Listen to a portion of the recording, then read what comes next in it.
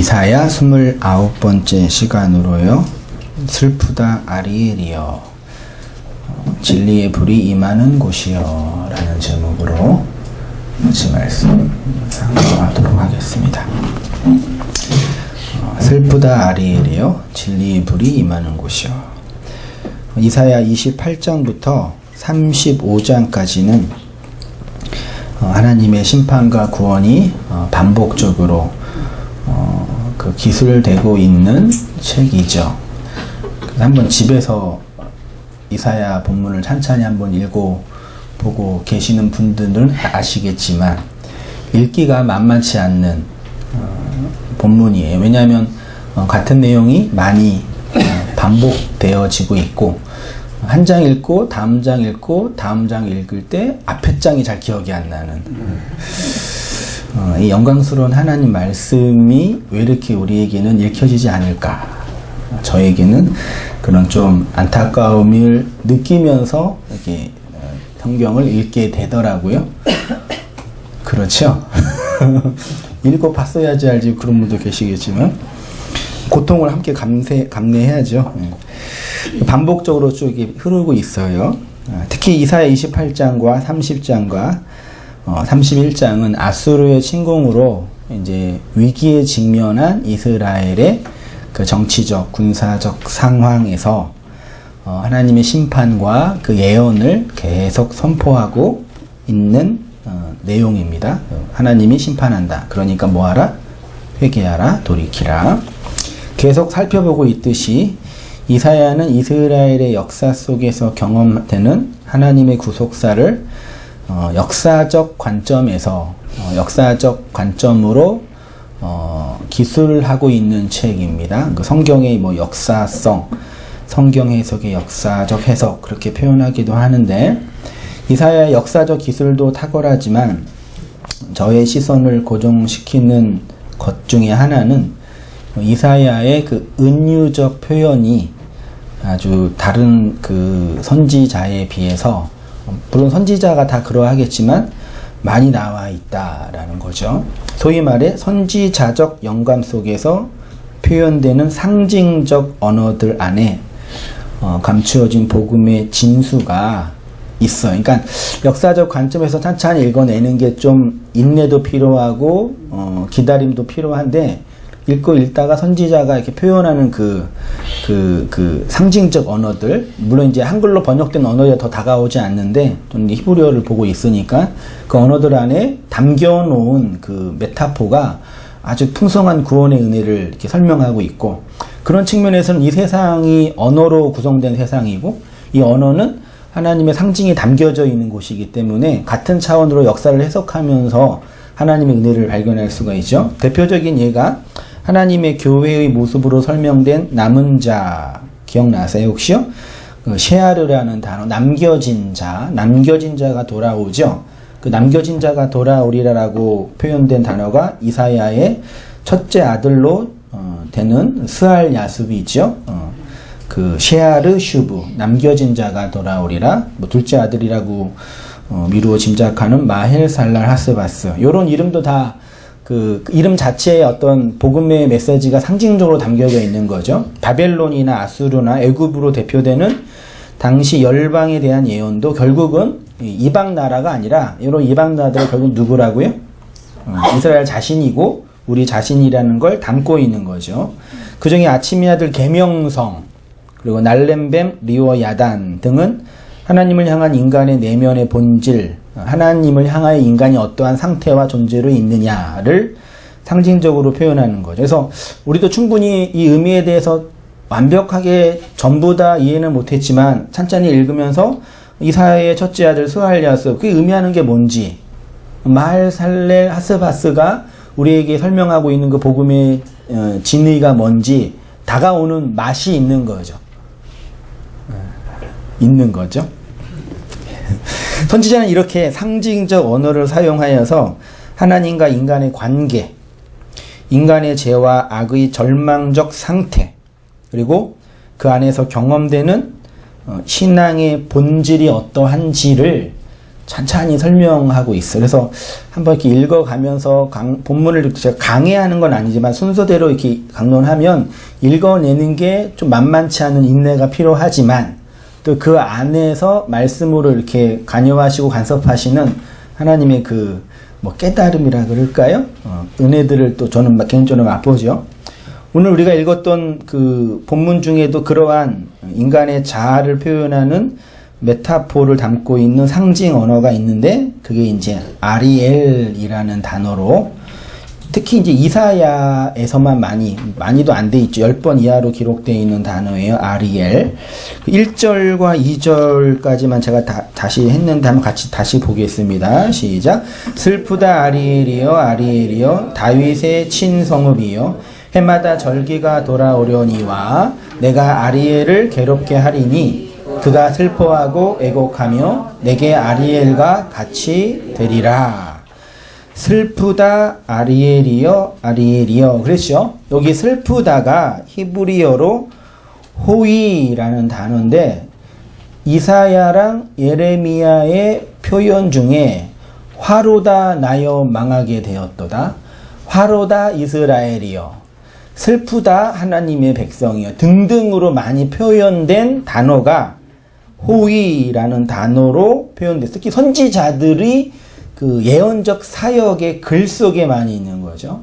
이게 뭘 의미하고 있냐면 이사야나 선지자, 예레미야 등과 같은 선지자들이 이상, 하나님의 하존 속에서 뭘 봤지요? 뭐가 보였단 말이에요. 하나님의 메시지를 본 거죠. 말씀을 본 거죠. 그 말씀을 볼 때 선지자들의 내적 상태가 그 말씀과 상관없는 자로 있는 거예요. 말씀을 그냥 3인칭 관찰자 시점에서 하나님이 너네 심판한대 회개해 그렇게 했어요?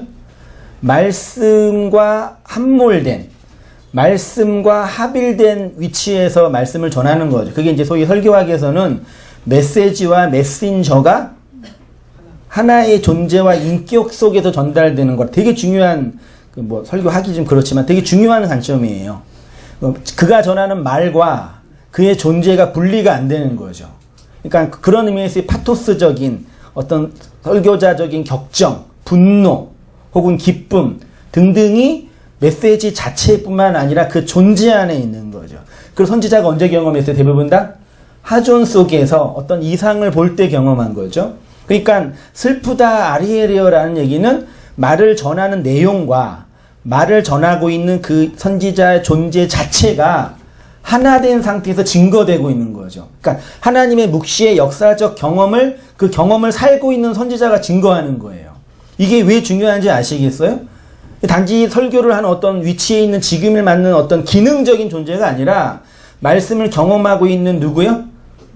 성도들의 역사적 경험 안에 경험되는, 그러니까 하나님의 메시지 자체뿐만 아니라 그 말씀을 담고 있는 나라는 존재가 하나가 된다? 연합된다라는 거죠. 그게 소위 말해 말씀의 내적 경험이라고 표현하는 거거든요.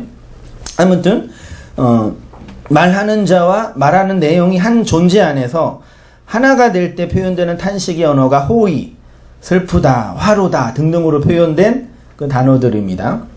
근데 이제 슬프다 그러면서 뭐라 그랬어요? 아리엘이여 그랬죠? 요 아리엘이여 아리엘이여 그 다음에 다윗이 진친 성읍이여. 진치다가 뭐예요? 세우다, 건설하다 그 뜻이에요. 그럼 다윗이 건설한 성읍은 뭐죠? 다윗이 어떤 성읍을 건설했죠? 예루살렘을 건설했죠. 건설했다라는 의미가 세웠다라는 의미로 다윗이 세운 성읍이요. 그러니까 예루살렘에 대한 상징적 그 닉네임이 뭐라고요? 아리엘이에요. 지금 아리엘이 무슨 뜻인지 논하기 이전에 뭘 설명하는 거라고요? 예루살렘. 예루살렘 아리엘이요. 해마다 뭘 드려요? 절기가 돌아오려니야. 요 절기가 이스라엘 백성이 이스라엘 공동체가 하나님께 나아가는 율법이 정하는 의무죠. 그걸 어디에서 주로 지켰어요? 주로가 아니라 어디에서만 지킬 수 있어요? 예루살렘이라는 그 그 지역은 단지 이스라엘의 정치적 군사적 수도가 아니라 소위 말해 종교적 메카죠. 예루살렘에서만 절기를 지켰어요. 딴 데서 지키면 안 됐어요. 그래서 아리엘이라는 단어가 예루살렘을 뜻하는데 그 예루살렘이 담고 있는 중요한 가치는 뭘 지키는 데라고요? 절기를 지키는 거예요. 절기는 절기를 지키려고 뭘 주로 해요? 제사를 드리죠. 제사를 드리면 뭐가 필요해요? 제물과 제물을 바칠 제사장. 그러니까 이 절기는 이미 제물과 제사장을 이렇게 세팅해 놓은 판이에요. 요거는 이렇게 빼도 박도 못하는 딱 정한 거예요. 제사장이 말고 다른 제사장이 드리면 안 되고, 하나님이 정한 제물이 아니라 다른 제물 드리면 안 되고, 예루살렘이 아니라 베델에서 제물을 드리면 안 되는 거였어요. 근데 중요한 종교적 메카였단 말이죠. 그래서 이스라엘 백성이 남유다와 북이스라엘에 나누어졌을 때 북이스라엘의 왕이 여로보암이었죠. 여로보암이 자꾸 그 나라를 이렇게 새로 만들었는데 자기네 그 백성이 자꾸 어디로 가요? 예루살렘으로 내려가 버리니까 화가 나니까 어떻게 해요? 베델에다 똑같은 성전을 짓고 여기에 하나님이 계시다 금송아지 만들어 놓고 여기서 했겠죠. 종교적 타락이 일어난 거라고 표현하잖아요. 그러니까 예루살렘은 종교적 메카라는 우리가 흔히 알고 있는 표현뿐만 아니라 그 절기를 지키는 어떤 중요한 부분이었어요. 여기 되게 이제 중요한 의미입니다. 근데 하나님이 그 절기가 돌아오려니야. 2절 보세요. 내가 누구를요? 아리엘을 뭐하게 한대요? 괴롭게 하리니. 그러니까 절기를 집례하는 예루살렘 성을 하나님이 괴롭게 한다라고 되어 있죠. 요 괴롭게 하다가 히브리어로 추크라는 단어로 되어 있어요. 나중에 살펴보도록 할게요. 그 아리엘이 무엇이냐면 다윗이 세운 성읍으로 날마다 절기를 지키는 예루살렘을 가리킵니다. 그런데 이 아리엘, 예루살렘을 하나님이 뭐 한다고요? 네, 괴롭게 한대요. 다시 말해서 그 절기를 지키지 못하게 하신다라는 표현이죠. 이사야 1장 11절 이하 15절까지 좀 같이 한번 읽어보겠습니다. 시작. 여호와께서 말씀하시되 너희의 무수한 재물이 내게 무엇이 유익하뇨? 나는 숫 양의 번제와 살찐 짐승의 기름에 배불렀고 나는 숫송아지나 어린 양의 염소의 피를 기뻐하지 아니하노라. 너희가 내 앞에 보이러 오니 이것을 누가 너희에게 요구하였느냐? 내 마당만 밟을 뿐이니라. 헛된 재물을 다시 가져오지 말라. 분향은 내가 가증히 여기는 바요. 월삭과 안식일과 대회로 모이는 것도 그러하니 성회와 아울러 악을 행하는 것을 내가 견디지 못하겠노라. 내 마음이 너희의 월삭과 정한 절기를 싫어하나니 그것이 내게 무거운 짐이라. 내가 지기에 곤비하였느니라. 너희가 손을 펼 때에 내가 내 눈을 너희에게서 가리고 너희가 많이 기도할지라도 내가 듣지 아니하리니 이는 너희의 손에 피가 가득함이라. 이스라엘 백성 손에 가득한 피는 누구의 피이죠? 사람의 피가 아니라 희생 제물의 피예요. 하나님이 희생 제사를 드리라 그래요? 드리지 말라 그래요? 드리지 말라 그러죠. 헛된 제물, 여기서 말하는 헛된 제물은 뭐예요? 흔히 일반적으로 이해하는 헛된 제물은 흠이 없어야 되잖아요. 그러면 헛된 제물은 뭐예요? 흠이 있는 제물 이해요? 그러니까 그 양이나 염소나 얘네들 비싼 거, 귀중한 거를 드려야 되는데 그렇지 않은 걸 드리는 거, 혹은 마음을 바쳐서 진심으로 드려야 되는데 그렇지 않는 제물은 헛된 제물이라고 오해하고 있죠? 그런 의미가 아닌 거죠. 그러니까 지금 이사야를 통해서 하나님이 전반적으로 뭘 말하고 있냐면 이스라엘의 절기 자체를 부정하는 거예요. 이게 신학적으로 앞뒤가 안 맞죠. 절기는 누가 지키라고 했어요? 하나님이 율법에 명하셨어요. 너희 남자들은 1년에 3번 의무적으로 절기를 지키러 와라 그랬잖아요. 근데 선지자를 통해서 그 절기를 뭐라 그래요? 지키지 말라 그러는 거죠. 특히 14절에 보면 내 마음이 너희의 월삭과 정한 절기를 싫어한다. 그래서 말라기 구약 선지자 마지막 그 선지서를 보면 너희 재물에 똥을 바르라. 그래서 심지어는 성전문을 닫았으면 좋겠다. 이런 식으로 이제 제사와 절기를 금하는 표현을 하죠. 그러면 다시 볼게요. 이스라엘 절기는 지금 지켜요, 안 지켜요? 기독교에서 이스라엘 백성처럼 지켜요? 지금 개신교가 지키는 절기는 구약 절기가 아니에요. 그냥 개신교가 만든 개신교만의 종교적 제의지. 그 전통을 따르는 거라고 이제 흔히 표현하는데 그런 어떤 면 상관없지요. 똑같이 이 구약에 있는 절기를 지금 지키면 돼요, 안 돼요? 안 돼요? 양 잡고 피 뿌리면 뭐 안 되나? 그렇게 하는 것 자체가 문제예요? 네? 그 하면은 큰일 나요? 할 필요가 없는 거예요? 근데 누군가 지금 하려고 지금 하고 있어요. 시오니즘을 주창하는 메시아닉 기독교라 그러나? 다시 이제 성전을 재건해서 제사 드리겠다고.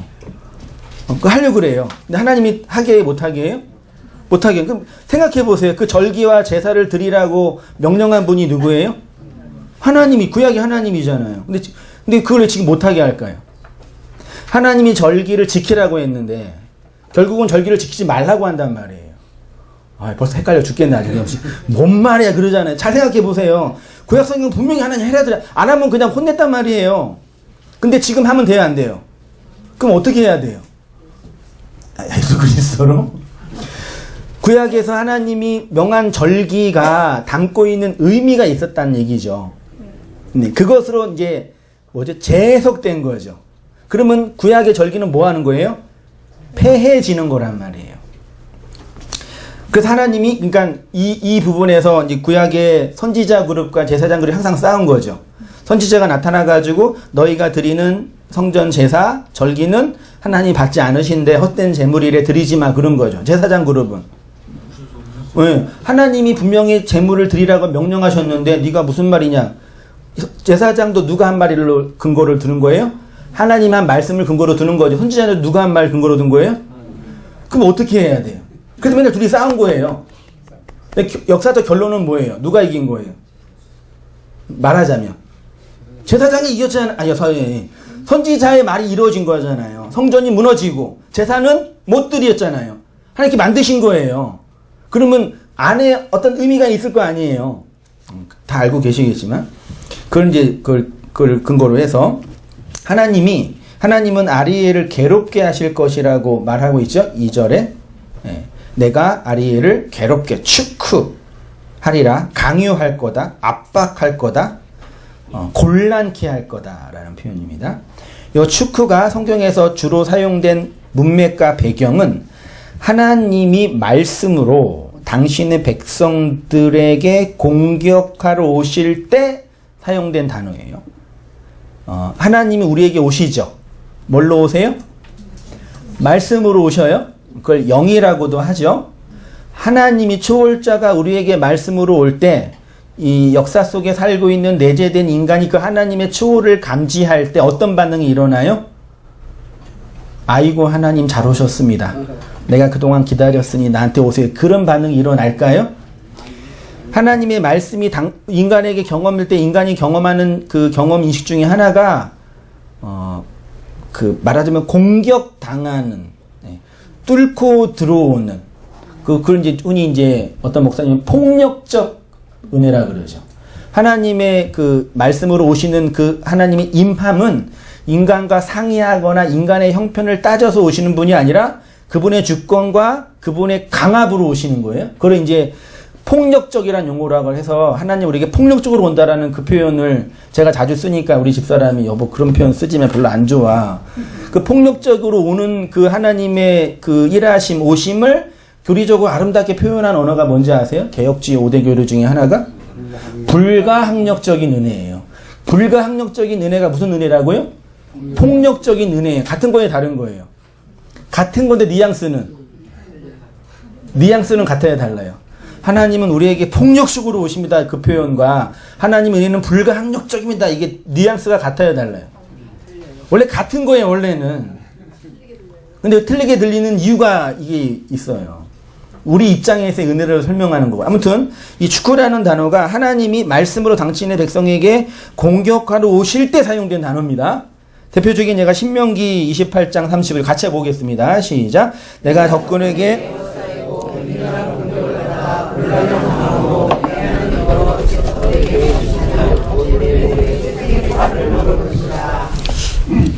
내가 적군에게 에워싸이고 맹렬한 공격을 받아 있죠. 여기에 축구라는 단어로 되어 있어요. 하나님이 애굽, 아수르, 바벨론이라는 적군을 들어서 이스라엘을 공격하셨죠. 역사적으로, 군사적으로, 내용적으로는 하나님이 말씀으로 우리에게 오시는 이야기입니다. 다 인정하시죠? 그거를 맹렬한 공격을 받아 우리가 곤란을 당한 거죠. 그 다음 표현이 되게 힘들죠. 우리를 힘들게 하죠. 내 하나님 여호와께서 내게 주신 내 자녀 곧 내 몸의 소생에 뭘 먹어요? 자, 성경에 이런 참 끔찍한 표현이 참 너무 많이 있어요. 인간의 인간성이 완전히 무너지는 증상 중에 하나가 그 골육을 죽이는 거죠. 자식이 부모 죽이는 것도 끔찍한 거지만 그거보다 더 끔찍한 거는 부모가 자식을 죽이는 거죠. 그 더 끔찍한 건 뭐예요? 죽인 자식을 먹는 거예요. 우리 지금 말하면 되게 끔찍하게 보여진 역사 속에서 이런 일이 너무 우리나라도 막 그 외세의 공격을 받아서 성이 함락될 때 그 이미 그 안에서 이미 그 자중질환이 일어나는 그 이스라엘 예루살렘 성이 요새잖아요. 탄에 있어서 요새이기 때문에 밖에서 공격을 잘 못한다. 그래서 대부분의 그 이방이 이스라엘 어떻게 공격했냐면 성을 공격하려면 많은 사람이 죽어야 되니까 일단 포위를 하는 거예요. 그 공급 물자가 못 들어가게 몇 개월 동안. 그러면 물과 식량이 못 들어가죠. 그럼 안이 어떻게 되는 거예요? 그 안에서 이미 다 서로 먹고 먹히는 그런 관계가 되는. 그래서 이스라엘 백성이 무너졌을 때 그 로마군이 들어가기 전에 이미 다 거기가 몰살당한 게 역사적 증거란 말이에요. 그러니까 인간성, 소위 말해 인간성이 완전히 무너진 증상 중에 하나가 부모가 자식을 먹는 현상이에요. 그러니까 우리가 이렇게 보면 다 이렇게 점잖고 예쁘게 보이지만 전쟁이 일어나서 그 생존 자체가 무너지는 그 현상이 되면 어떻게 돼요? 그런 일이 일어나면 안 되겠지만 우리 안에 그런 이 자기를 지키려는 본성이 없다라고 말할 수 없다는 거예요. 실제로 지금 우리 자본주의 대한민국 사회에서 그런 일이 벌어지고 있잖아요. 실제로 보험금 타려고 남편 죽이고 그건 좀 낫지. 남편이니까 남이니까 막 그 30년 동안 딸 버리고 한가운데 살다가 딸이 죽으니까 보험금 받으려고 나 네 딸이라고 또 잘하고 완전히 미친 세상이잖아요. 인간성 자체가 이게 파괴되는 현실인데 성경에서 그렇게 표현. 그러니까 하나님이 말씀을 가지고 우리를 공격할 때 우리 안에 있는 죄, 악, 절망이 폭로되는 증상이 나니까 그러니까 나를 지키려는 나의 성으로서의 가장 가치 있는 게 자식이잖아요. 그게 무너지는 거예요. 말씀으로 말미암아요. 그 의미를 담고 있는 거죠. 좀 우리가 읽기에 되게 거북한 표현이지만 그러니까 인간이 자아를 숭배하죠. 나를 숭배하잖아요. 그 나로 확장된 가장 가치 있는 존재가 뭐예요? 자식이란 말이에요. 그 말씀이 나를 공격하니까 그게 무너지는 거란 말이에요. 나의 신됨을 증명하는 그 가치들이요. 그거를 표현하는 언어들이에요. 실제로 역사 속에 그랬고, 예. 욥기도 보세요. 내 속에는 말이 가득하니 뭐가 가득하다고요? 근데 그 말이 뭐래요? 영이래요. 영은 루아예요. 원문 보면. 근데 그 영이 뭐라 그래요? 나를 압박이 축구예요. 축구 공격한다. 내 안에 들어온 그 영으로서의 하나님의 말이 나를 뭐 한다고요? 공격한다. 시편 119편 143절 환난과 우환이 내게 미쳤으나 주의 계명은 나의 뭐예요? 즐거움입니다. 제가 청년 때부터 정말 깊이 있게 보면서 강론하고 싶은 성경 구절이 시편 119편이에요. 정말 참 그냥 그 글로만 보더라도 아름다운 그 어떻게 이렇게 시인들은 다윗은 이렇게 말씀을 이렇게 사모했을까? 어떻게 말씀이 이렇게 할까? 사실 저도 말씀이 너무 알고 싶고 말씀을 너무 공부하고 싶어가지고 신대원에 들어간 거거든요. 근데 신대원은 뭐 하는 곳이에요? 말씀을 가르치는 데가 아니라 목사 자격증을 주는데 목사를 하는 거랑 말씀을 아는 거랑 별개의 문제잖아요. 들어가서 알았어요. 어떡하지 고민하다가 그렇게 있는 거죠. 그러니까 말씀을 사모하는 그 열정이 우리 안에 다 이렇게 있더라고요. 근데 시편 119편 이렇게 말씀에 대한 사모함이 특별하죠. 그 말씀이 자신을 특히 이제 119편을 쭉 읽어보면은 주로 어떤 상태냐면 다윗이 말씀을 사모하는데 그 말씀이 어떤 효과를 자기한테 줘요? 고난 속에서, 위경 속에서, 환난 속에서, 고통 속에서 나를 위로해주고 그 환난을 이겨내게 하고 나에게 새 힘을 준다라는 논리로 말씀에 대한 사모함을 피력해요. 그때는 그런 고민이 없었는데 요즘에 그런 고민이 생겨요. 어떤 고민이요? 그럼 말씀이 여러분에게 정말 위로가 되나요? 말씀이 나의 고난과 고통 속에서 그 고난을 해결해 주고 나를 살려주나요? 그러나요? 시인은 그랬거든요. 그러나요? 한 번만 그러시고 나머지는 안 그러시는 걸로 제가 119편 50편 이하 보세요. 제가 볼게요. 이 말씀은 나의 고난 중에 뭐라고요? 여러분이 고난 당하잖아요. 말씀이 위로가 돼요? 인간이 당하는 고난의 기본적인 이유가 뭐예요? 왜 고난받아요? 일반적으로 돈 없어서. 맞죠? 맞잖아요. 자본주의 세상이니까. 그럼 고난의 이유 중에 돈이 없어서 고난 받았다고 쳐요. 그럼 나는 돈 없는 고난에 들어갔단 말이에요. 그러면 말씀이 그 고난을 중에 위로가 돼요? 고난을 이겨내게 해요? 틀렸네 그러면. 92편 2절 주의 법이 나의 즐거움이 되지 아니하였더라면 내가 고난 중에 멸망하였습니다. 나의 고난이 매우 심하오니 여호와여 주의 말씀대로 나를 살아나게 하소서. 의인은 고난이 많으나 의인이 당하는 고난이 있죠. 그게 뭐예요? 성경의 표현에서 의인이 당하는 고난은 돈 없는 고난, 몸이 아픈 고난, 관계가 깨어지는 고난이 아니라 말씀으로 말미암는 고난이에요. 그러니까 말씀이 위로가 되는 거죠. 그러니까 우리가 당하는 고난은 말씀으로 말미암는 고난이 아니라 그냥 물리적으로 일상생활에서 당하는 어려움들이죠. 근데 그 어려움을 이 시편 다윗이 당하는 고난으로 이입해 버리는 거죠. 근데 그 어려움 때문에 하나님께 매달리면 하나님 그런 어려움을 해결해 준다는 도식을 만들어낸 거죠. 맞아요? 다 그렇게 알고 있던데. 저도 가끔 이렇게 인터넷상에 워낙 요즘에 워낙 유튜브가 잘 돼 있어서 설교는 얼마든지 들 수 있잖아요. 뭐 이렇게 묵시복음 전하는 분도 듣지만 또 이렇게 일반 교회 목사님, 설교 잘한다는 목사님들도 지금 들으면서 소위 세상에서 이렇게 유명하고 이렇게 존경받는 그런 설교 들으면서 뭐 옛날에는 막 듣다가 막 집어 던지고 욕하고 그랬는데 지금은 그냥 저도 인내심이 생겨가지고 그냥 잘 이렇게 이런 얘기 듣는데 다 이런 구조던데. 그러니까 잘하든 못하든 복음을 얘기하든 뭐 복음주의든 뭐 율법주의든 신비주의든 다 이 전제에서 벗어나지 못해요. 기본적으로요. 우리가 그랬으니까. 성도가 이 구속사의 여정, 다시 말해 광야의 시간을 지날 때 경험하는 환난과 우한과 고난의 실체는 무엇이겠습니까? 성경이 말하는 성도의 고난은 모든 인간이 보편적으로 합의한 그런 의미에서의 고난. 말씀드렸듯이 우리가 지금 자본주의 세상에 살고 있으니까 고대 시는 자본주의가 아니었지만 그럼 우리가 당하는 대부분의 기쁨과 슬픔과 고난과 성공의 그 이유는 다 뭐 때문에 일어나는 거예요? 다 자본 때문에 일어나요.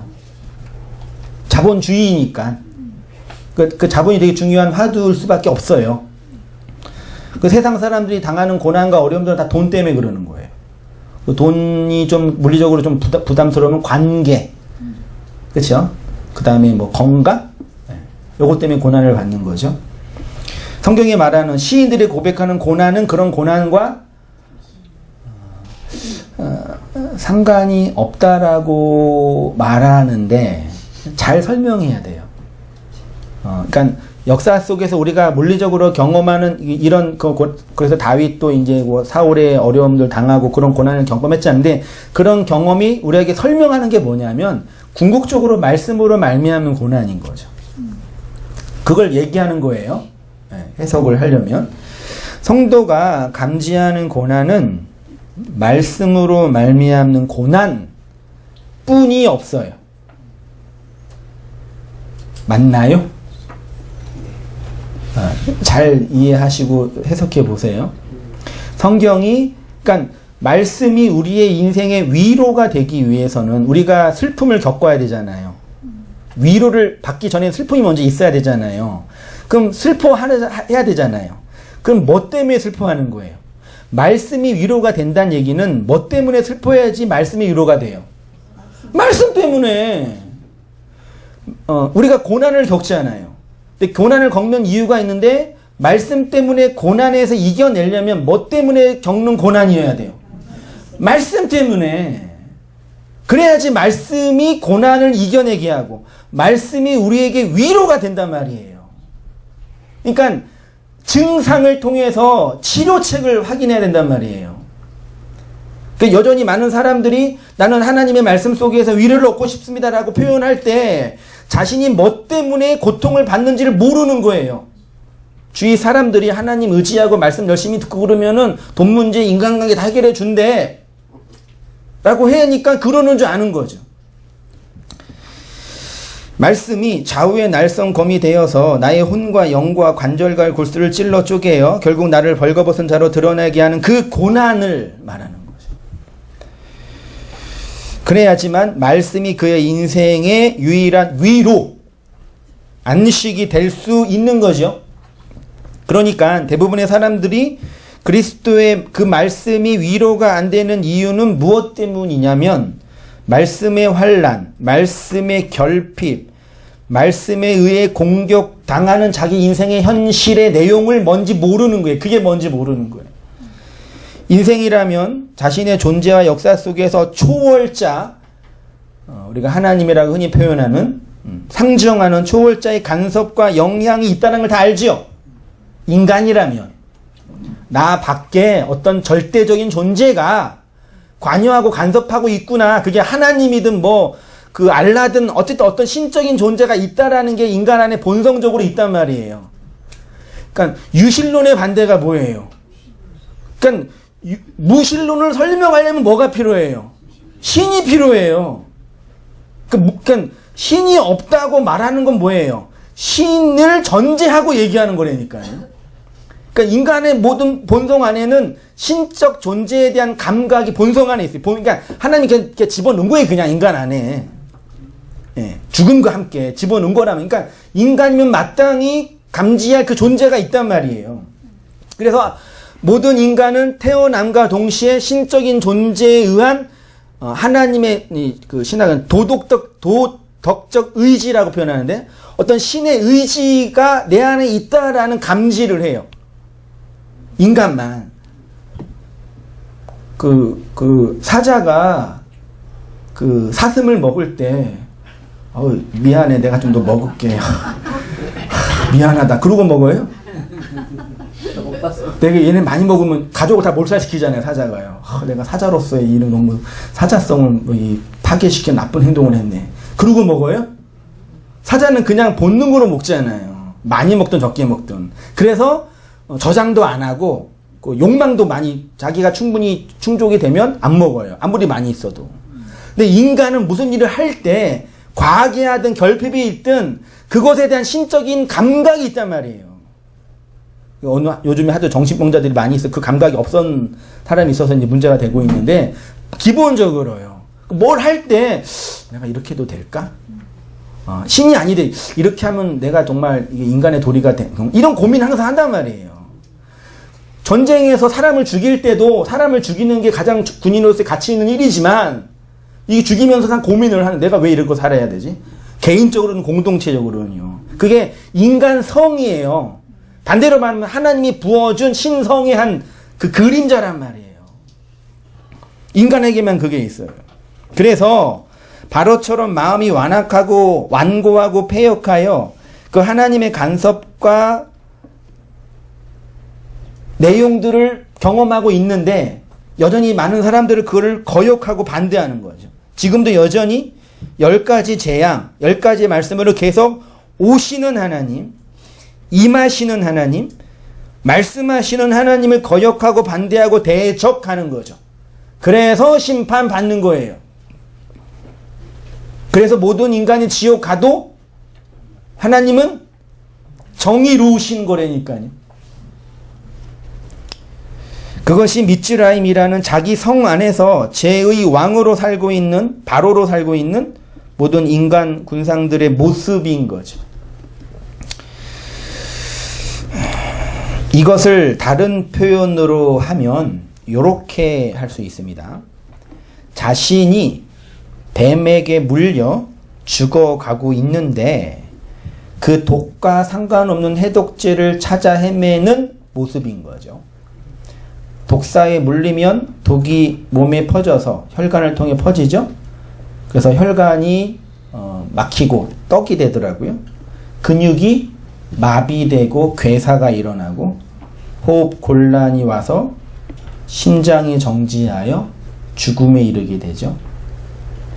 그때 독사에 물린 사람이 살 수 있는 유일한 길은 뭐예요? 해독제를, 혈청을 맞는 거 외에는 방법이 없단 말이에요.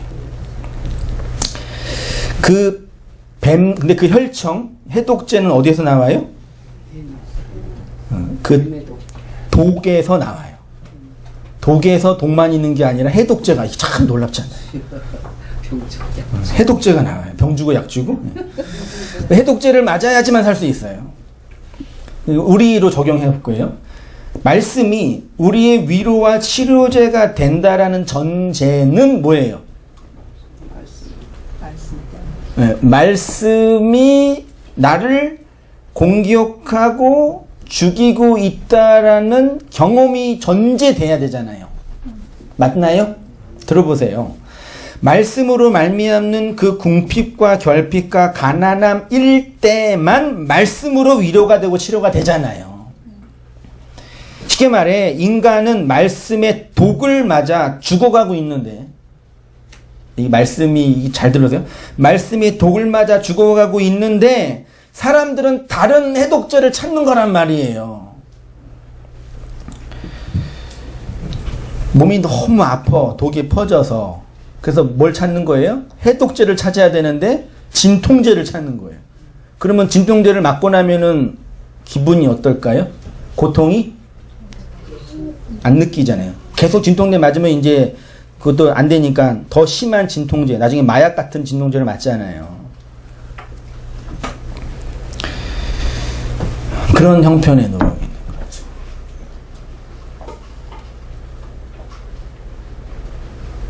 사람은요, 객관적인 사실과 정보보다 내 안에서 경험되는 주관적인 경험이 더 중요해요. 이거를 좀 부정적으로 얘기하면, 요즘에 텔레비전에 구해줘,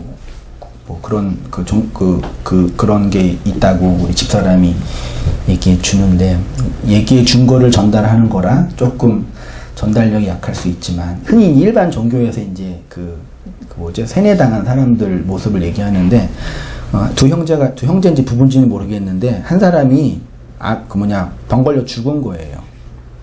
어떤 종교 집단에서. 옆에 있는 남편인지 아내가 그 죽은 가족을 보면서 마음의 평안을 얻는 거예요. 어떻게 가능해요? 그러니까 지금 죽어가고 있는데 옆에 있는 동생은 형 빨리 이 사람 빨리 병원에 데려가라고 얘기하는데, 내 마음이 평안한데 무엇이 문제야? 이렇게 얘기했대요, 우리 집사람이. 적절한 얘기일지 모르겠지만, 청년 시절에 CC에서 이제 전도 활동할 때, 여름 되면 단기 선교로 이제 가잖아요. 단기 선교 자비랑 선교니까, 한 15년 전이니까 홍콩인가 갔던 걸로 기억하는데 그 자비랑 성결하면 돈을 모아야 되냐. 그때 한 100만 원인가 150만 원 필요했는데 그 강사님과 함께 이제 훈련 받는 그 지체들이 이제 훈련도 받으면서 이제 후원금을 모으는 그걸 이제 프로모션을 계속 해가지고 이제 올리고 있는데 한 자매가 후원도 안 들어오고 돈을 준비 안 하는 거예요. 그러니까 강사님이 자매 그러면 어떡하냐고 빨리 준비하라 그러니까 뭐라 그랬냐면 하나님께서 알아서 하시겠죠. 저는 마음이 이렇게 평안한데 한 그때 그 증상만 본 거예요. 그 자매 갔을까요? 못 갔을까요? 갔어요. 누가 돈 줘서? 아버지가 돈 줘서. 믿는 구성이 있으니까 그렇게 얘기하는 거겠죠. 그때 그러니까 객관적인 환경이 중요한 게 아니라 나의 주관적인 감정이 위로가 되는 거예요. 그게 평안이에요? 그게 성경이 말하는 평안이냐고요. 네? 아니 나는 감옥에 갇혀 있는데 하나님 나와 함께 하시 너무 행복해. 바울이 그런 평안을 얘기했어요? 네? 우리가 그렇게 오해하고 있는 거예요. 자신이 뭐한테 물려서 죽어가고 있는지를 모르는 거라니까요. 모든 인간은 뱀에 물려서 죄라는 독이 퍼져서 죽어가고 있습니다. 해독제는 자신을 문 그 뱀에게서 찾아야 됩니다. 그 뱀을 열심히 섬기고 희생제사를 드리면 돼요, 안 돼요? 이스라엘 백성이 딱 그 모습이었단 말이에요. 어떻게 그 죄의 독을 해독할 수 있냐면 어떻게 그 죄의 독을 해독할 수 있겠어요? 선지자들이 선포한 복음의 핵심이 바로 이것입니다. 말씀으로 말미암는 고난, 말씀으로 말미암는 결핍이어야지만 그 말씀의 위로와 풍요를 얻을 수가 있는 거죠. 여러분 왜 이 시대에 많은 사람들이 그 말씀에 대한 갈급함이 없는지 아시겠어요? 그러니까 기독교 신앙의 가장 기초적인 전제는 내가 어떻게 해야지만 구원을 얻을 수 있는가가 아니에요. 떡 줄 사람은 생각도 안 하고 있는데, 예? 김치 국물 마시면 되니. 하나님은 구원에 지금 얘가 줄까 말까 생각도 안 하고 있는데, 인간은 나 어떻게 하면 구원 이익을 고민한단 말이에요, 인간이요. 그게 아니라, 내가 독사에 물렸고, 그 독이 온몸에 퍼져서 죽음의 증상이 나타나고 있는데, 나를 문 그 독사가 하나님이라는 것이 전제돼야 돼요. 이해되시나요? 나에게 공격하러, 내 인생 역사 속에 나를 공격하러 들어오신 분이 누구라고요? 맞나요? 사탄 아니에요? 귀신 아니에요? 남편 아니에요? 하나님 맞아요?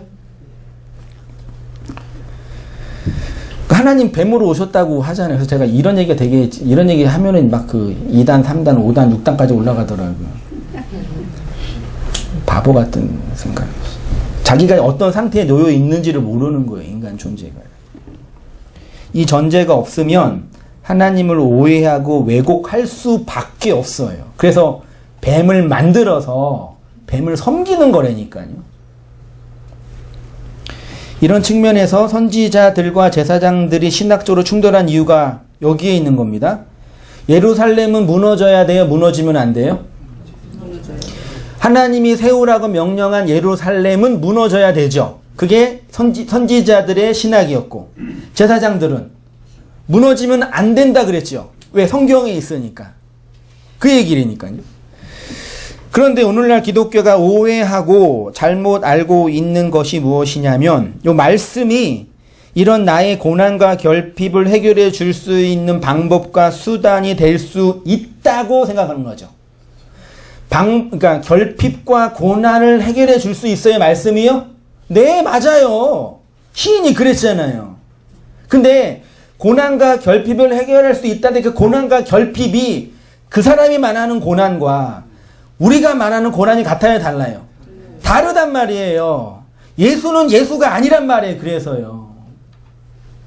진리는 진리가 아니에요. 말씀이 우리를 고난 속에서 이겨내게 해요. 다른 거란 말이에요. 자본주의 세상에서 성공하는 것이 하나님의 뜻이고, 여러 질병에서 4페이지예요.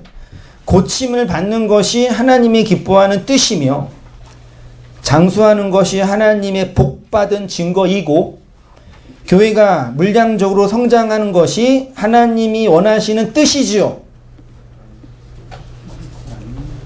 그래서 그 일을 위해 사명을 감당하고 고생하고 있는 목회자를 하나님이 반드시 지켜주시는 분이신 거죠.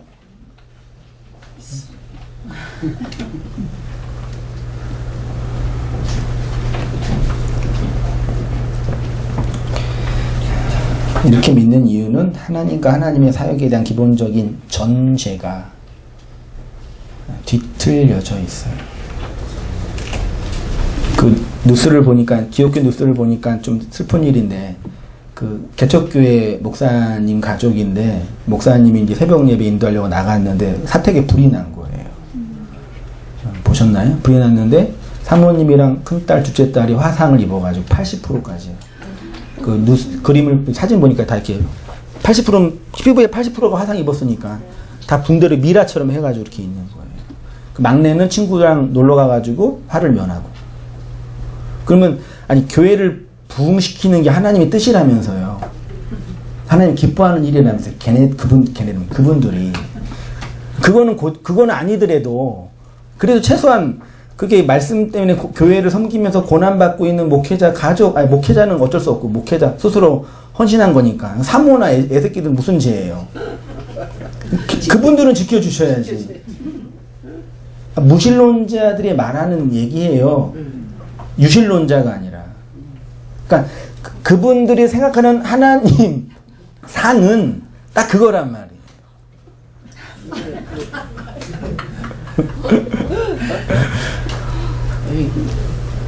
지켜줘요, 안 지켜줘요? 근데 시인은 지켜준다 그러잖아요. 그러니까 다른 지켜줌이죠. 안 지켜주세요. 그 실제로 수많은 사람들이, 그러니까 이게 전제를 잘 이해해야 되니까요. 전제를 잘 이해해야 돼요. 하나님이 우리 인생의 행복에 관심이 있으세요, 없으세요? 있어요, 없어요? 네, 청년 섬기면서 청년들의 그 간절한 기도 제목은 두 가지뿐이 없는 거 아시죠? 교회 다니는 청년들의 간절한 기도 제목 두 가지. 첫째는 취업. 취업 됐으면 두 번째로는 좋은 배우자. 요 두 개뿐이 없어요. 좀 있는 애들은 이제 신앙의 통자가 세계 보고 막. 그다 뻥이죠, 그거. 잘난 척 하려고 하는 거죠. 뭐, 있는 것처럼. 맨날 그걸로 기도하고 지들끼리 얘기하는 거예요. 그래서 하도 답답해가지고 불러놓고. 하나님, 네 행복에 관심 없어. 그러니까 벙 쪄가지고, 이거 목사야, 뭐야. 뭐 그런 눈빛으로 쳐다보는 거죠. 근데, 너희들이 생각하는, 지금 고민하고 있는 그 고민이 쓸데없는 고민이 아니라, 그런 고민을 하나님이 들어주시지 않는다는 표현이죠. 근데 그건 맞죠? 근데 시간이 지나고 인생을 살아보니까 내가 생각하는 그 행복에는 관심이 없지만 나를 향한 하나님의 무한하고 원대하고 필서를 다할 수 없는 그 하나님의 의지가 내 인생을 막 꽉 붙잡고 있단 말이에요. 그러니까 어떤 의미에서 내가 행복하기를 원하시는 분이에요. 이거 이해되시나요? 근데 내가 이 땅에서 원하는 그 물리적이고 자본에 의한 행복이 그걸 수도 있겠지만 그게 아니라 그 너머에 있는 하나님의 원대한 그 무엇이 있단 말이에요. 그걸 시인들이 말씀으로 말미암는 고난이 말씀으로 말미암는 평안으로 주어진다고 고백하는 거예요. 여러분 이거 다 아시죠? 인생의 선배님들이 다 경험하고 계시잖아요.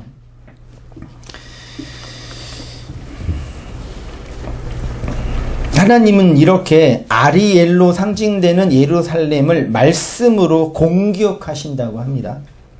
선지자는 슬프다 아리엘이요 아리엘이요 하면서 예루살렘에 대한 애가를 부르고 있는데 요 아리엘이라는 단어가 사용된 부분이 많이는 없지만 에스겔에 2번 사용이 됐더라고요. 어떻게 사용됐냐면 성전 안에 번제단 있죠. 번제단은 뭐 하는 데예요? 재물을 태우는 데잖아요. 바치는 거 태우는 데죠. 태우기 위해서는 뭐가 필요해요? 불 필요하죠. 고대 시대는 불이 되게 귀했잖아요. 항상 보관하고 있어야 됐잖아요. 그 번제단에 불을 피우는 화로를 아리엘이라고 했대요. 에스겔이.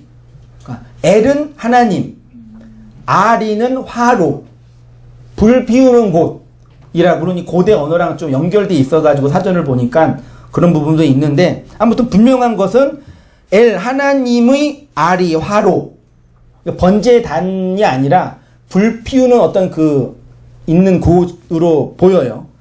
번제단에서 불을 피우는 곳을 아리엘이라고 했대요. 예루살렘이 희생제사 드리는 곳이잖아요. 희생제사를 드리기 위해서는 두 가지가 필요하죠. 동물을 죽여야 되는데 칼로 죽이고 각을 뜨고 남은 건 불로 태우는 거죠. 그러니까 예루살렘의 희생제사를 드리기 위한 방법으로 칼과 불이 항상 필요했단 말이에요. 성경에서 칼과 불은 뭘 메타포한다고요? 말씀. 에덴 동산을 쫓겨나가지고 하나님이 에덴 동산 뭘로 막으셨어요? 두루 도는 화, 염, 검, 불칼. 칼이 있는, 불이 나는 칼. 칼에 불이 붙는 거. 그러니까 같은 거예요. 칼과 불이 하나라고요. 그러니까 하나님의 말씀은 칼이면서 불이잖아요. 칼은 좌우의 날선 검으로 혼, 영, 관절, 골수를 찔러 쪼개고 우리로 발가 벗긴 자로 드러나게 하는, 폭로하는 기능을 한다면 불은 뭐 하는 거예요? 태워서 가루를 만드는 거죠. 먼지로 만드는 거죠. 그게 말씀을 메타보고 있는 상징적 언어들이에요. 그래서 아브라함이 이삭을 바치려고 할 때 뭘 준비했어요? 불과 칼을. 에덴 동산도 불과 칼로 막혀 지키고 있었던 거죠. 그 하나님의 말씀이 막고 있다. 말씀으로 제물을 드린다. 뭐 그렇게 표현할 수도 있겠죠. 아무튼 말씀드렸듯이 구약 성경은 우리로 하여금 밖에서 안으로 들어갈 것을 말합니다. 애굽에서 나와 광야를 거쳐 어디로 가요? 가나안으로 들어가죠. 히브리서는 성도들에게 자꾸 어디로 들어가라 그래요. 히브리서 한번 읽어보세요. 주중에 공부하고 있으니까. 어디로 들어가라 그래요? 안식으로 들어가라 그래요. 구약에서 안식을 상징하는 땅이 가나안이잖아요. 가나안 땅이 무슨 땅이에요? 안식의 땅이죠. 안식의 땅이 가나안이란 말. 이스라엘 백성은 애굽을 통해서 광야를 거쳐서 어디로 들어가요? 가나안으로 들어갔죠. 근데 가나안으로 들어갈 때 1세대는 다 광야에서 죽고 2세대만 들어갔네요. 그리고 가나안 땅에 정착해서 이스라엘은 하나님이 임재하는 뭘 지어요? 성전을 짓잖아요. 근데 그 성전이 어디에 지어졌어요? 흔히 알고 있는 예루살렘의 성전이 지어졌잖아요. 근데 그 더 넓은 데가 어디예요? 애굽, 광야, 가나안에 들어가서 가나안에서 뭘 지어요? 어디를 성전을 짓죠? 성전이 있죠. 이 성전이 어디에 있어요? 가나안 땅에. 가나안도, 가나안도, 베델시. 그 다음에 아니야, 예루살렘이 더 커요. 예루살렘 도 구 모리아 동 아라우나의 타작 마당 번지. 여기에 지은 거죠. 밖에서 이게 안으로 들어가는 모양으로. 그러니까 계속 들어가는 거예요, 이스라엘 백성은요. 가나안 땅이 들어가서 거기가 끝난 게 아니라 또 들어가는 거죠. 그러니까 아라우나의 타작 마당에 성전을 짓죠. 성전도 정사각형 두 개잖아요. 밖에서 안으로 들어가는 거잖아요. 첫 번째 사각형 통하서 두 번째, 여기 안에 뭐가 있어요? 가운데 지성소가 있죠. 또 지성소도 또 이렇게 네모나게 있어가지고 가운데 세 개 있잖아요. 하나님 어디 계셔요? 가지고 여기에, 여기 성전 요 가운데 여기에 계셔요. 여기 하나님이 임재하잖아요. 그 안식에 들어가는 얘기, 어디로 들어가는 얘기예요? 일로 들어가는 얘기죠. 그래서 나중에 보겠지만 히브리서 4장 14절 이하에 하나님의 은혜를 얻기 위하여 은혜의 보좌 앞에 뭐라 그래요? 담대히. 은혜의 보좌가 어디예요? 멀시이라는 속죄소죠. 은혜의 보좌에 들어가면 어떻게 돼요? 하나님 은혜를 받아요? 아무나 못 들어가요. 아무 때나 들어가면 어떻게 돼요? 그냥 날로 가요. 그냥 죽어요. 근데 들어가래잖아요. 그 얘기를 제가 지성소 안으로 들어가라 했죠. 그리고 가나안에 정착한 이스라엘은 이제 하나님이 인재하시는 성전을 짓습니다. 성전은 가나안 땅에 베델이라는 지역에 예루살렘이라는 동네에 모리아 산에 오르난 타작 마당 안에 지었습니다. 또한 성전도 밖에서 안으로 들어가는 구조로 하나님을 설명하는데 성전은 뜰과 마당을 거쳐서 성소를 통과하고 마침내 지성소 안에 1년에 한 번 특별하게 구별된 대제사장만 무죄한 동물의 피를 가지고 조금만 흠이 있으면 들어가서 어떻게 돼요? 죽어요. 방울까지 걸었잖아요. 그러니까 구약에서 성전은 계속 넓은 장소에서 좁은 장소로 들어가는 거죠. 들어가는 거예요. 그리고 그 지성소 안에 속죄소 안에 하나님의 영광이 나타나고 이스라엘은 그 온 세상에서 구별된 성민이 되는 거죠. 그 속죄소 안에 법궤 안에 뭐가 있었어요? 3개가 있었죠. 쌍난지팡이, 만나 항아리죠. 만나는 음식이니까 없었겠죠. 항아리만 있었겠죠. 그 다음에 돌판이 있었잖아요. 그게 뭘 상징해요? 그러니까 그게 그 3가지가 인간의 죄를 상징하는 거잖아요. 근데 그렇게 말하면 너무 단순하고 인간이 역사 속에서 삶 속에서 저지른 죄의 최고이죠.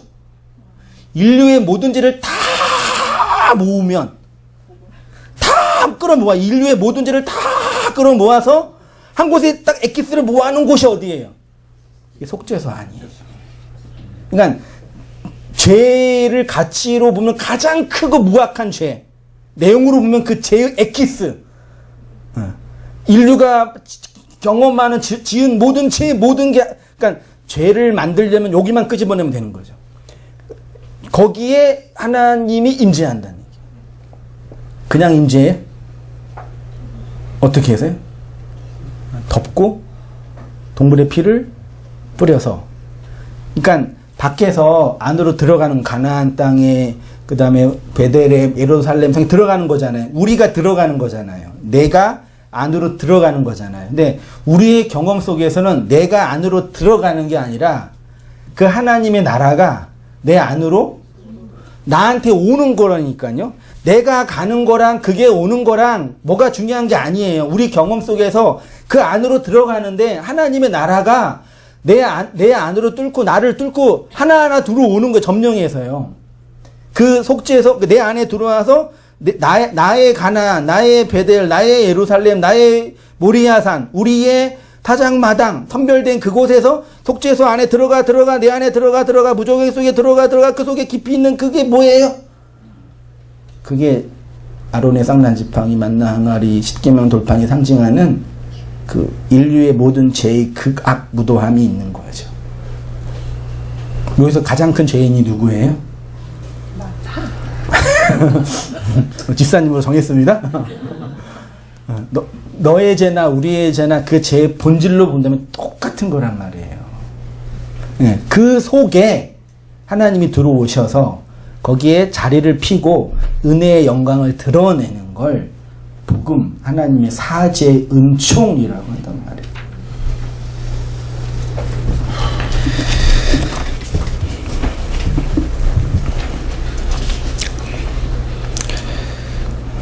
그러니까 구약에서 성전은 계속 넓은 장소에서 좁은 장소로 들어갑니다. 그리고 그 지성소 안, 속죄소에서 하나님의 영광이 나타나고 이스라엘은 온 세계에서 구별된 성민으로 세워질 뿐만 아니라 그들의 죄를 용서하시고 사죄의 경험을 통해 은혜로 나오게 되는 것입니다. 그래서 히브리서에서는 우리에게 무엇을 요구하냐면 은혜의 보좌로 들어가라 표현하죠.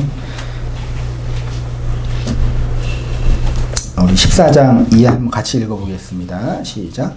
그러므로 우리에게 큰 대제사장이 계시니 승천하시니 곧 하나님의 아들 예수시라. 우리가 믿는 도리를 굳게 잡을지어다. 우리에게는 대제사장은 우리의 연약함을 동정하지 못하실 이가 아니요 모든 일에 우리와 똑같이 시험을 받으신 이로되 죄는 없으시리이다. 그러므로 우리는 긍휼하심을 받고 때를 따라 돕는 은혜를 얻기 위하여 은혜의 보좌 앞에 담대히 나아갈 것이니라. 은혜의 보좌를 향하여 담대히 나아갈 것. 그러니까 이스라엘의 애굽 광야 가나안의 여정은 은혜의 보좌로 들어가는 여정이면서 하나님이 그들에게 그 속죄소의 은혜로 들어오시는 걸 설명하는 이야기고, 우리의 역사와 인생도 그 안으로 들어가는 이야기이면서 그 하나님의 나라가 우리에게로 임하는 거죠. 히브리서가 말하는 은혜의 보좌는 소위 멀시 쉿이라고 하는 법계위 속죄소예요. 끝에 가서 좀 집중력이 떨어졌나 봐요. 속죄소를 의미합니다. 그 속죄소 앞으로 나아가라는 것입니다. 그런데 그 법계 안에는 무엇이 있었냐면 십계명 돌판, 만나 항아리, 아론의 쌍난 지팡이로 이스라엘의 범죄, 폐역, 죄를 상징하는 것들이 있었습니다. 쉽게 말해 인간의 죄의 엑기스가 담겨져 있는 곳. 예수님 십자가가 어디에 세워졌어요? 골고다 언덕에 세워졌잖아요. 인간의 죄와 악이 가득한 그곳에 말뚝을 딱 박아서 하나님의 구속의 은혜를 세웠잖아요.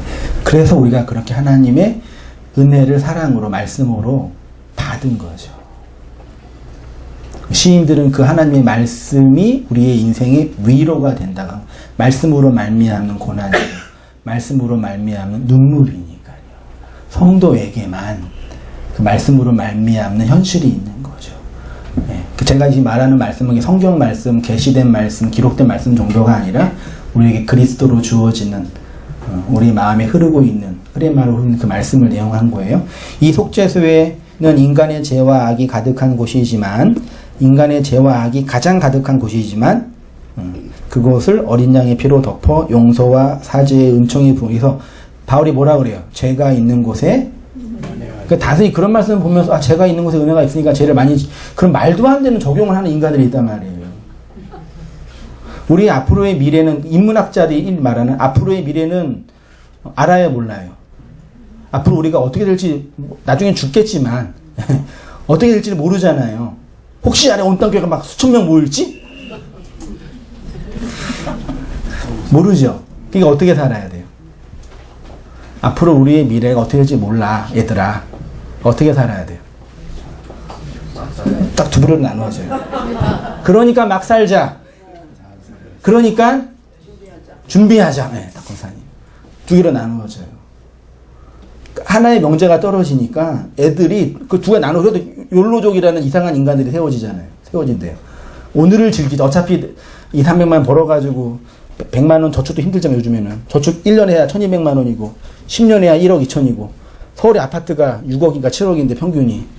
어차피 아파트 못 사니까 그냥 어차피 못 살 거 그냥 편안하게 오늘을 즐기자. 그 욜로족이라 그러죠. 바보 같은 생각이지. 물론 진정한 욜로족은 그런 욜로족이 아니에요. 무슨 돈을 많이 쓰고 안 쓰고 무슨 욜로족이, 딴 얘기해서 죄송한데.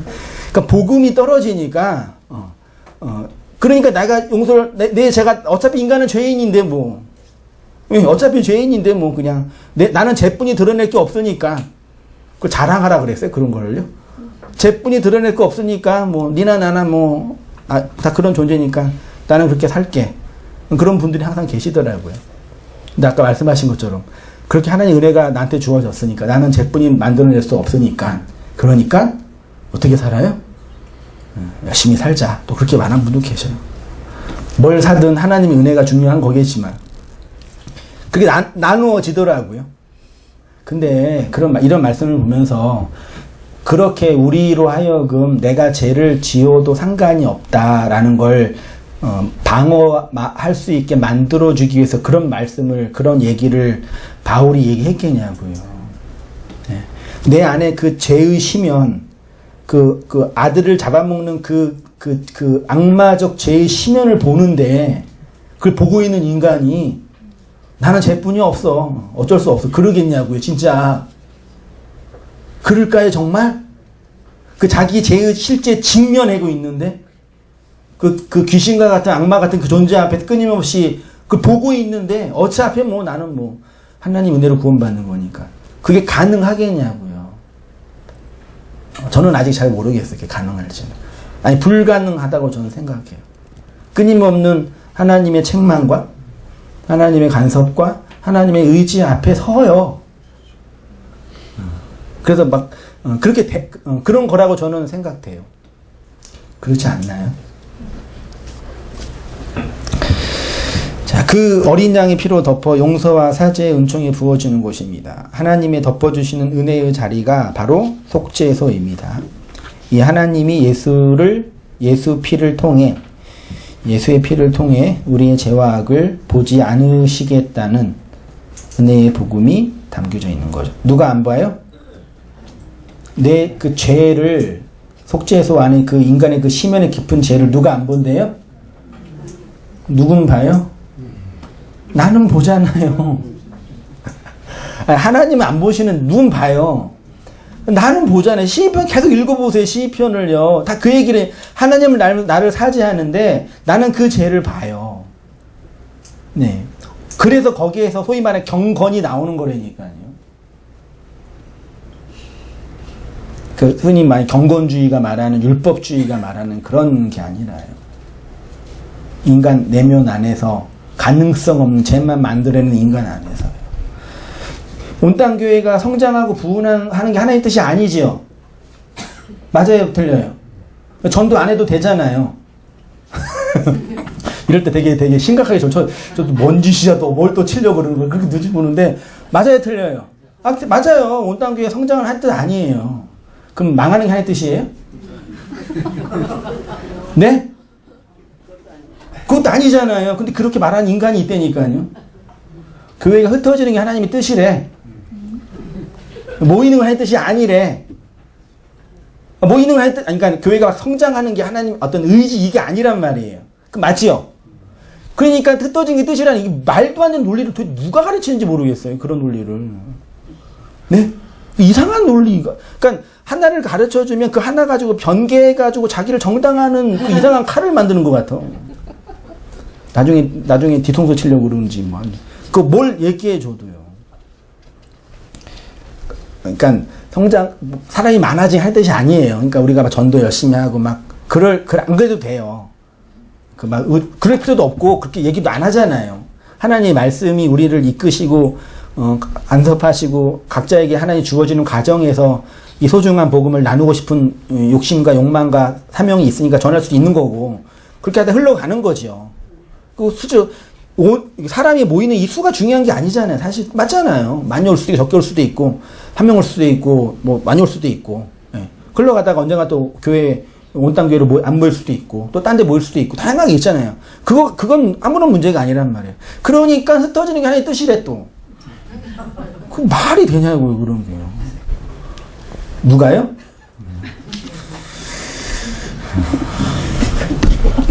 그러니까, 오고 가고 사람이 있고 없고 이런 게 상처받고 아쉬워서 그런 게 아니라, 저도 온땅교회 소위 말해 리더고 목사지만, 그런 거 생각 안 해요. 이제 이미 다 정리했어요. 그런 옛날에 다. 그게 중요하지 않는 건 저도 알아요. 근데 정말 안타까운 거예요. 그 관점을 좀 전제를 바꾼 다음에 그 말씀과 진리 앞에 정확하게 서면은 다른 세계가 보일 텐데 여전히 자기를 정당한 또 다른 방식으로 이 복음을 또 치장하고 있는 그 고단한 인생의 모습이 보이는 거죠. 아닙니다. 우리 안에 있는 죄의 심연을 본 사람 안에 그에 마땅한 그 말씀, 하나님이 덮어주는 은혜 안에서 이끌려가는 삶의 내용이 있습니다. 그것들을 배우고, 담고, 나누고, 돌아보고, 그렇게 해서 하나님 우리를 부르시는 그 날을 향하여 하나님의 은혜의 영광을 누리면서 살아가는 게 성도의 의무이면서 권리입니다. 모쪼록 우리 모든 성도님들이 속죄소의 은혜 속에서 하나님의 안식을 누리며 살아가시기를 축원드립니다. 기도하겠습니다. 하나님 아버지, 오래전 선지자들의 그 메시지 안에서 말씀으로 보시고 임하시는 내용들을 살피고 공부하고 나누었습니다. 속죄소 안에 그 영광과 하나님의 임재뿐만 아니라 우리의 죄와 악들을 볼 때 우리를 어떻게 어여삐 여기시고 품어주시고 이끄시는지를 배우고 발견하고 고백하는 저희의 모든 삶들 되어지도록 인도하여 주옵소서. 담대히 은혜의 보좌 안으로 들어가는 삶뿐만 아니라 하나님의 나라가 그렇게 우리의 심연과 내면 깊은 곳을 뚫고 들어오셔서 우리를 하나님의 나라로 세워가는 이 은혜의 현실 안에서 고백하고 찬송하는 저희 모든 삶들 다 되어지도록 하나님 인도하여 주시고, 하나님이 진정으로 기대하고 원하는 그 그리스도의 제사, 성전의 성례의 진이 안에 거하여서 하나님의 은혜를 따라 누리며 살아가는 저희 모든 삶들 되어지도록 주님 인도하여 주시옵소서. 감사드리며 예수님의 이름으로 기도하옵나이다. 아멘.